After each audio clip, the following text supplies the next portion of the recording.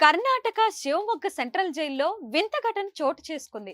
అక్కడ జైలు శిక్ష అనుభవిస్తున్న పరశురామ్ అనే ఖైదీ ఏకంగా సెల్ ఫోన్ నే మింగేయడం కలకలం రేపింది. తనకు కడుపు నొప్పి ఉందని జైలు అధికారులకు చెప్పగా స్థానిక ప్రభుత్వ ఆసుపత్రికి తరలించారు.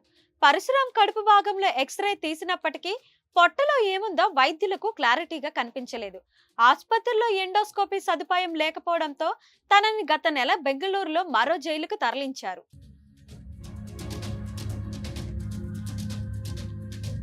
ఆ కారాగారంలోని ఆసుపత్రిలోనే చికిత్స అందించారు.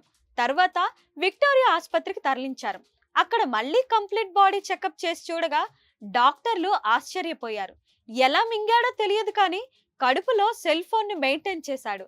అయితే అతడు ఈ సెల్ ఫోన్ ఎప్పుడు మింగాడో, ఎందుకు మింగాడో ఇంకా గుర్తించలేదని జైలు అధికారులు తెలిపారు. శస్త్రచికిత్స చేసి అతడి కడుపులో ఉన్న ఫోన్ ని బయటకు తీశారు వైద్యులు. ప్రస్తుతం అతడి పరిస్థితి నిలకడగా ఉందని జైలు అధికారులు తెలిపారు.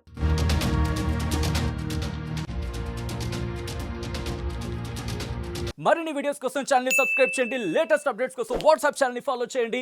అండ్ లింక్ డిస్క్రిప్షన్ లో ఉంది.